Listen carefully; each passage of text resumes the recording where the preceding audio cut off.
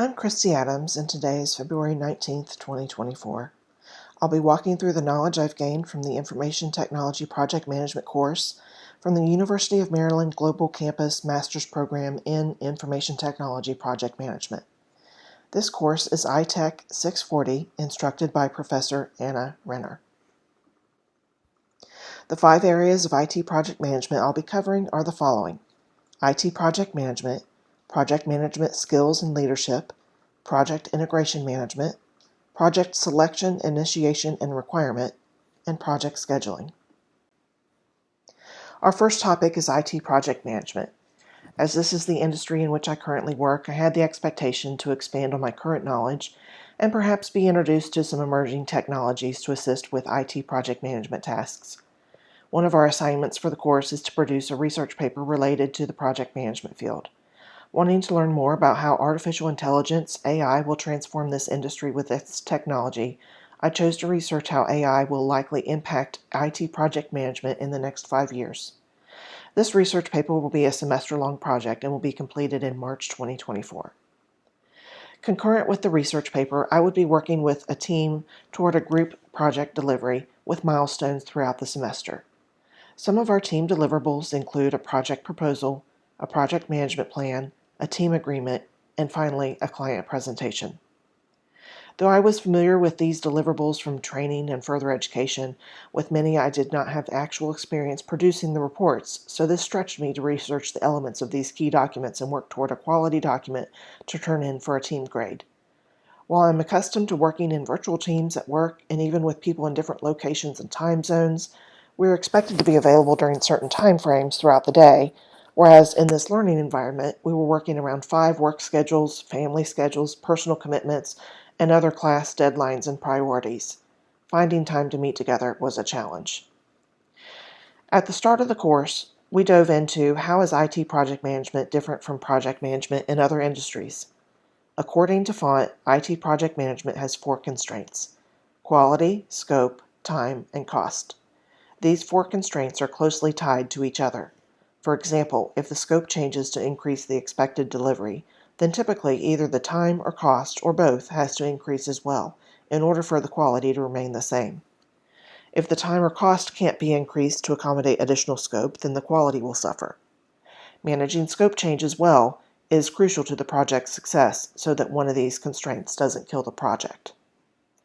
SDLC is a common aspect of IT project management. It is the software development lifecycle which provides consistency to the processes and brings quality to the delivery.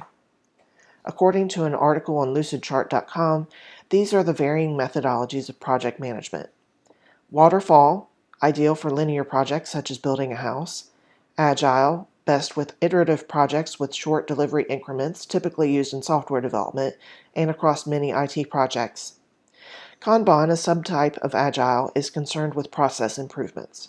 Scrum, another subtype of Agile, is about getting more work done faster. Lean is about reducing waste. Six Sigma, part of the Lean methodology, is about improving quality, typically in a setting where compliance with safety regulations is a priority, such as a hospital. Second, we learned more about project management skills and leadership and the role of the project manager. The soft skills of the project manager are crucial to the project's success, yet these people skills are generally honed over time and experience, getting better with age. Developing relationships with the team and gaining their confidence, as well as developing relationships with leadership and key stakeholders, is what will keep a project afloat. Communicating a project delay, for example, has the potential to hurt morale and confidence in the project's overall success. However, with the appropriate delivery, it can make all the difference in how the change is perceived. The project manager demonstrates leadership in multiple ways: by continuing to motivate his team where there are obstacles, by owning responsibility for errors, and by adequately explaining aspects of the project. In the 2012 book Project Management from Simple to Complex, Saylor states that in addition to technical proficiency and administrative skill, interpersonal skills and dealing with people, whether in a conflict or with competing priorities among stakeholders, is the most important.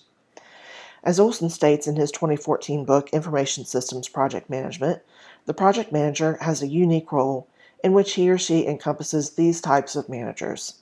Each of these made me think of a song that defines this type of manager. First, the evangelist, making others believe in the work and that it will be done well. Next, the budgeter, budgeting the costs of the project resources. The change manager, minimizing and communicating any changes to the scope or project delays. The communicator, staying in touch with the project stakeholders throughout the project for transparency and updates. The motivator, motivating people who do not normally work together, such as executive stakeholders and customers with developers. The plan executor, organizing all the facets of the project with a focus on end delivery, including coordinating project team members and their work to be delivered.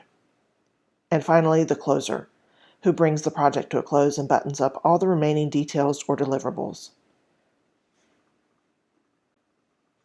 The key process groups in project integration management are initiating, planning, executing, monitoring and controlling, and closing. As noted in the Project Management Book of Knowledge, or PMBOK, 5th edition, the key purpose of the initiating process group is to align stakeholders' expectations with the project purpose. Also, this is where the scope is defined and initial financial resources are committed. The planning process group goes through the processes to determine the project's actions. The key deliverable is the project management plan, which further defines the scope, timeline, communication strategy, resources, stakeholders, and risks.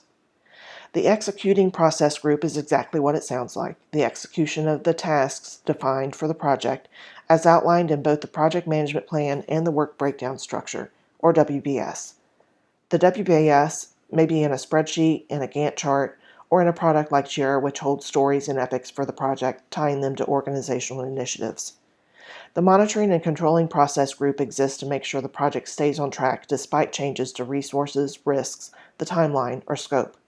Controlling these changes involves communication to the stakeholders about how such changes can impact the overall project timeline, budget, or quality. Finally, the closing process group pays special attention to detail to close out the project tasks, documentation, handoff to the operations and maintenance team, and all final obligations. This formalizes the completion of the project. In project integration management, these are the 7 processes that should be considered outputs of the process groups as described above. A project proposal is one of the first steps in a project's selection, initiation, and requirement.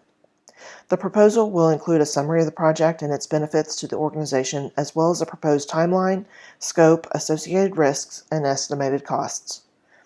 According to Olson, the selection process can take into account these factors: the organization's mission, how this project could increase profitability or save costs in one or more areas of operation, a competitive edge that may be gained in order to promote more choice over a competitor's, external requirements such as legal, safety, or technical which are causing the need for the project, and project impact to the organization internally and externally. For project initiation, these are some of the key deliverables according to Saylor. Project plan is distributed, scope is defined, project team is selected, stakeholders are identified. Project requirements have these inputs according to the PMBOK guide: scope management plan, requirements management plan, stakeholder management plan, project charter, stakeholder register.